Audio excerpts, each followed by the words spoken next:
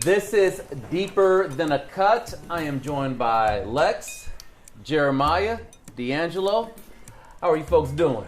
Doing well this morning. Good. Doing well. Feeling good. Doing well. Like to hear it. Okay, during this segment, we're going to talk about relationships, marriage. D'Angelo, this was an interesting topic you brought up a few weeks back. And the part of the conversation is asking the question, are marriages still necessary? Is it still necessary to get married? Where did that idea come about? Well, having different levels of generations of people and time migrating, things start off one way and somehow it kind of migrates to a whole different mindset at times. And with me being an instructor at the barber school now, I'm around a lot more younger generational people that has different mindsets than the traditional mindset of what has been going on for eons and years, right? And so I thought it was relevant to today's time, just to kind of get that dialogue out there and just hear perspectives from people and what they think about the level of relationship. What does that mean? What does commitment look like? Some people look at marriage as a piece of paper. We've been living together all this time, but in my personal opinion and my belief that it goes far beyond a piece of paper and a signature. It's a covenant that you make, between you and another person before God. And so that Solomon, swear that you have made unto God, before God, I take it as a serious note, but it has kind of migrated, and I don't dump on anybody's opinion or what they believe or what they think, but I just thought it was a significant topic that we can come up with and just kind of kick the ball around with and just kind of see what we think.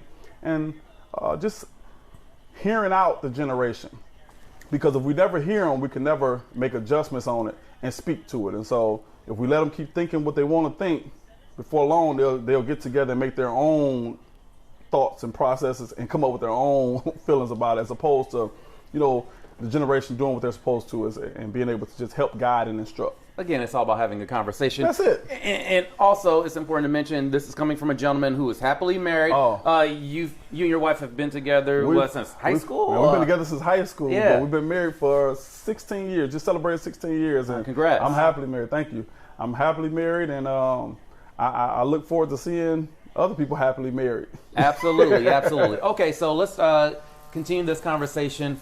Lex, give me your perspective on relationships, what is needed for a commitment. I mean, just give me your thoughts.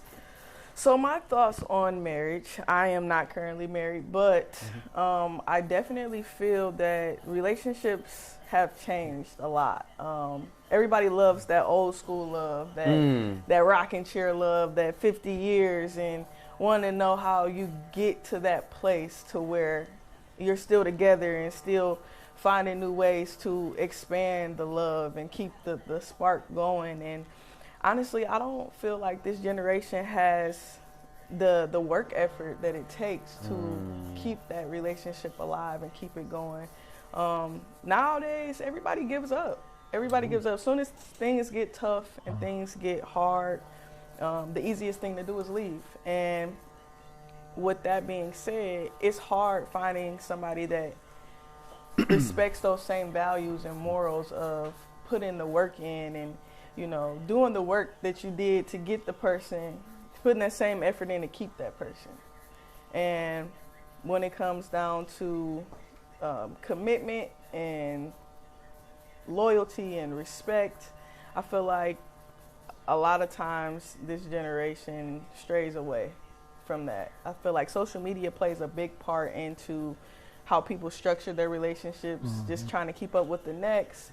Everybody loves the idea of love and want to have a big extravagant wedding and all the people, and it's just really more so catering to everyone else. But to the couple, I don't feel like it's about everybody else. I feel like it's about you and your partner and wanting to create that union and do the work it is to keep it there. An old friend of mine, when I lived in Milwaukee, my old barber in Milwaukee, He said something to me years ago. He said, it's not a relationship unless you can argue and move past it and grow from it. Like if it's not if you can't argue, it's not a relationship if you don't argue. I agree. Elaborate. I agree. I mean, Definitely. there has to be some rough patches or some disagreement. And I'm speaking from a man and a woman. Yes. So if you're talking about a man and a woman being in a relationship, trust me, I can guarantee you. I can guarantee. It is of a surety that there's going to be some disagreements because we're just wired different. It's not nothing that you have to do intentional. All you have to do is just live. You look at the sky today and you say it's blue and she say, I see white clouds. And there's a disagreement, right? Yeah. And so, but to resolve that disagreement is going to stand the time and test of how that relationship can go. Nothing, I don't care, no relationship, including marriage. If you can only be cool with me during the good times and we can't get past rough times, because offenses come. You're gonna be offended with some of the stuff that she say or some of the stuff that she do, or you have to be able to move past it. But the moment you can move past it is when you can say, you know what, it ain't just you beautiful or I enjoy, having relations with you. I actually love you enough to say, I don't like that. What can we do to correct it and move forward in that? And so the moment you have those rough patches and places in life, it proves to you who you are, and what you have in a relationship, especially in a marriage, because you did it before God. And so in sickness and in health, in good days and bad days, ups and downs, you still got to be able to come back and resolve that thing because of the relationship that you set before God in a marriage and said, I'm going to be here no matter what. And so we got to make sure we do that. Okay. Lex, you made a good point about a lack of effort. Jeremiah, I want to bring you into this conversation. Where do you see a lack of effort in today's world? Well, for me personally, a lack of effort is you do everything that you do to get the person, to woo them, to make them fall in love. And then you watch her walk down that aisle, and as she walks down that aisle, she sees her man standing at that altar. And you go on the honeymoon, and when you get back, now it's time for the work. And then that's when the work stops. Oh. Because what you do to get them, you don't do to keep them. Because I'm a firm believer in not only what it took to get them, you got to do to keep them, but you got to do even more. Because what I've learned through my years is that people evolve, people change. Absolutely. You know what I'm saying? What I liked 10 years ago, that's right, I may not like now. So if you never put the work in to continue to learn who I am, now we lose each other. That's right. That's how we grow apart, because you stop learning me. Yeah. Or I stop learning you. I'm stuck in who you were 10 years ago, and I'm holding on to that. But you've changed from 10 years ago. So now, because I didn't take the time to learn who you are now, I don't know who you are. Yeah. And that's the problem in relationships, because people won't put the work in to keep learning their mate. They think that their mate is supposed to stay the exact same as the wedding day. That's not going to happen. Yeah. Because when I turn 60 years old, I'm whatever age I am. I'm not going to like what I like then. You're right. Mm-hmm. Right now, I ride motorcycles. Right. I may not ride motorcycles when I'm 60 years old. I may not even like them. But if you don't take the time to continue to know me, you'll never know that. Right. That's my spin. That's the real truth, to be honest with you. The worst thing you can do in a marriage is love a person for who they used to be. If you love me for what I used to be, that means you haven't kept up with who I've become. Right. And so as time go on, like I used to like to wear long t-shirts. Huh? Y'all remember that? To the 2000s. Throwback hats. Do-rag underneath the hat. Do-rag underneath the hat, right? If my wife going to get me that outfit today, That's the problem. That's going to be a problem for me. I'm like, babe, what you doing? Well, baby, you remember I bought you this back in 2000. Yeah, I was only 15. Yeah. It's 2000. How you gonna give me something 20 years old? I'll take a shirt that fits. And so that's and as much as we laughing at it, that's what some people do. Yes. Because they don't update their resume on their spouse. So realizing what a person like today and what they used to like is gonna be the difference between you being able to satisfy the person or dissatisfy the person. Marriage is always going to be a use thing. You use him, he use you. You're going to be using each other because that's what you're made for. That's who you depend on. There's nothing wrong with being used. The biggest thing is when you're misused. That's the thing. If you misuse me, then I feel like, well, what part am I really playing in this relationship? Are you telling me who I am and not let me be who I am and loving me for where I am and us growing together, maturing? When you start off, you might need a 4-bedroom house. When the kids get older, you might not need the 4, 5-bedroom house. You might need a condo. Yes. And so the evolution, what I mean is just the evolution of time is going to change. And as times change, if you don't change with the time and you love me with who I used to be, then I'm going to leave you back there with what you used to be. And that's why you see a lot of marriages end up in divorce. With that being said, ladies and gentlemen, someone very close to me was married, now divorced. And one thing that individual said was, during his marriage, they went through counseling, but he wished they would have done that before they got married. Yes. Have gone through counseling beforehand. Yes. That would have made it would have made a huge difference. Definitely. Anybody that asks me to marry them, that's what I do. I will not marry anybody unless I'm able to do counseling first. What is it about counseling before you get married that makes the difference? It lays a foundation. Okay. It lets the person know, okay, going in, these are some of my ground rules. These are some of my deal breakers. This is what I can deal with. This is what I can't deal with. Or it's let me know the opposite person. Can I deal with this from this person? Can I not deal with this from this person? For me, it sets a foundation going in. So now, once you end the marriage, you can't say, I didn't know. Right. Because you didn't tell me. We didn't talk about that. It lets you know what the deal breakers are. And there are deal breakers. Absolutely. One for me, I can't be with nobody that don't work. I can't do it. I don't want to be the only income in the house. Because looking at how today's times is, it takes two to tango. That's just my personal preference. But in counseling, you'll hear that. And then you'll know, I don't want to be with you because I don't want to work. I want to be the housewife. Or I know that I can't be with you because you want to be the housewife. That's just my personal take. So it sets the foundation. Let's not forget about inflation either. Absolutely. Especially with counseling. And in my current relationship, I spoke with somebody, my car dealer actually. He does relationship counseling and he ordains people, and he was talking to me about it. He had some interesting points. He gave me a survey to take, and he gave both of us a survey actually, but we were to take it separately and collaborate on our answers in a counseling session, but not necessarily disclosing what one another said. And it has some very interesting questions on there, questions I never even thought about it.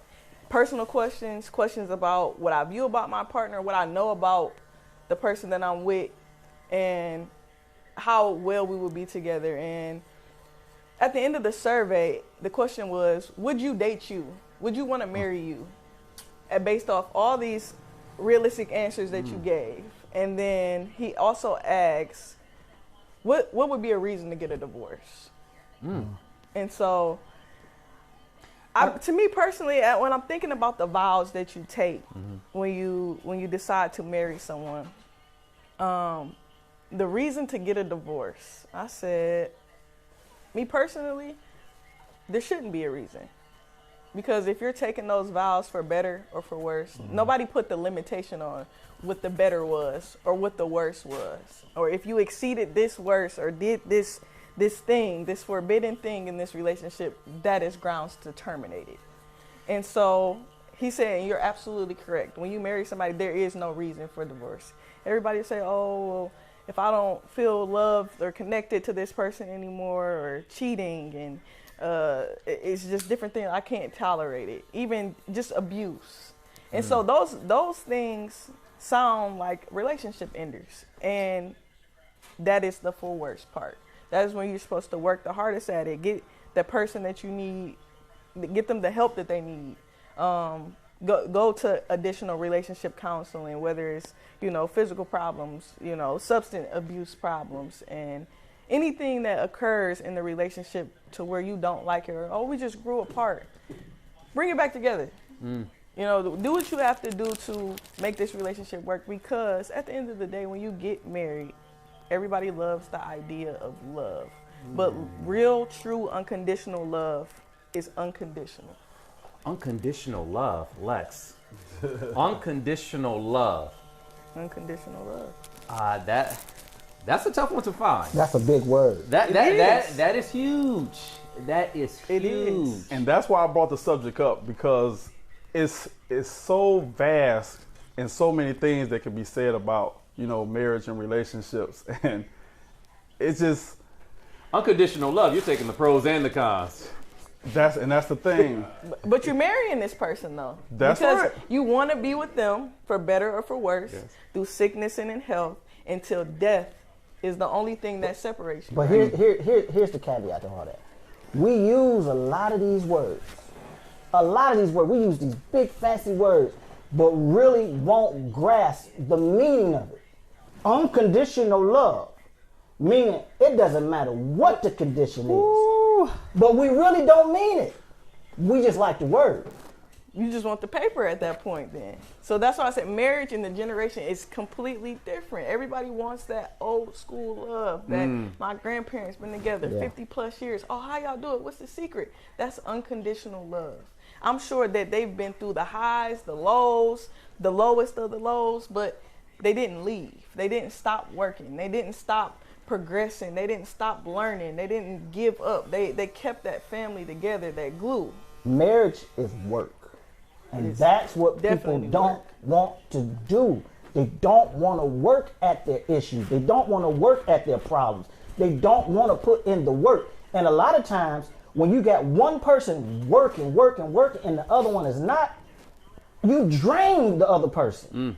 It is definitely draining, but that's that unconditional part. That's that it's gonna take. I seen an interview with Michelle Obama, and she was talking. I think it was on an Oprah show or something, but she said it was, I want to say 9 years where she could not stand Barack. I couldn't stand being with him. That's when they started having kids and their relationship was off. I couldn't stand being with him, but I didn't leave because we had these kids. But everything changed when we had kids. The time that we didn't have time for each other. And how he was moving throughout his career and getting ready for all the political things that he was doing. It's just like he was never there to help me. And then I was like, what about me? I got these kids and I'm doing all these for these kids and you're working. Like, what about me? In that 9-year span, do you know how hard it is being with somebody for 9 years and just feeling completely detached? But I guarantee you this. In that 9 years, she believed in that man's vision.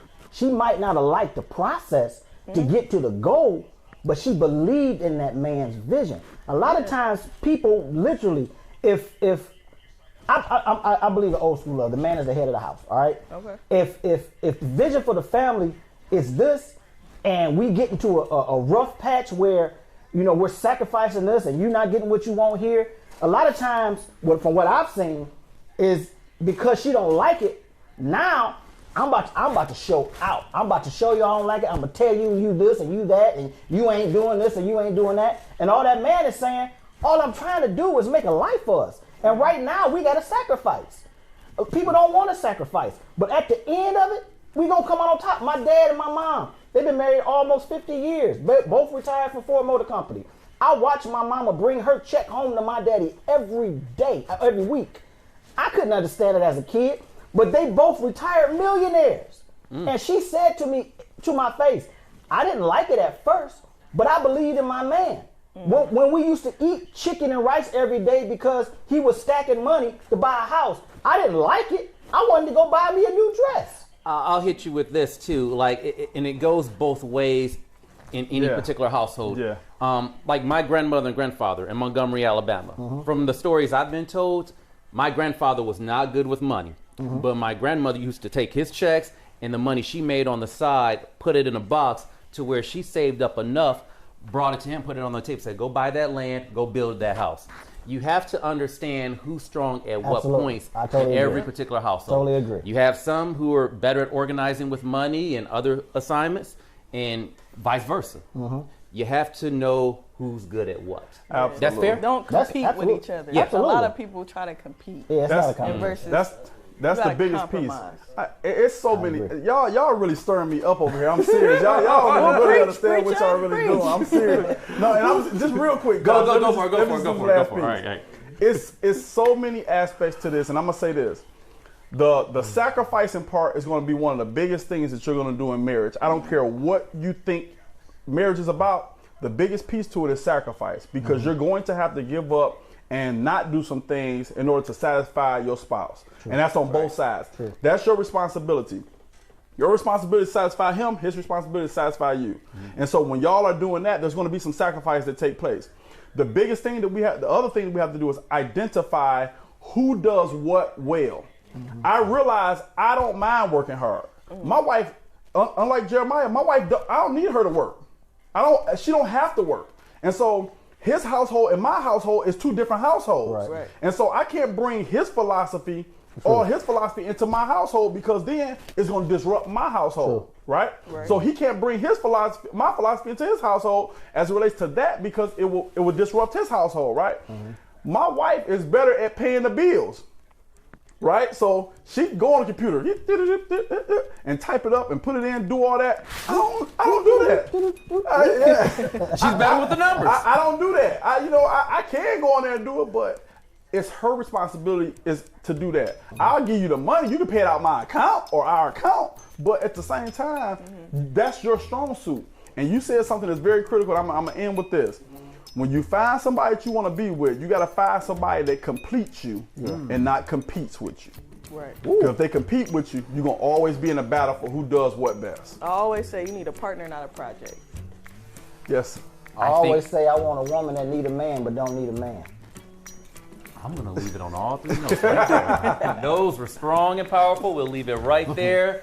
Lex, Jeremiah, D'Angelo, thank you folks very much. Thank you. Thank you. Clearly, this is Deeper Than the Cut. Deeper than the cut, Deeper bro. than the cut. Deeper than the cut.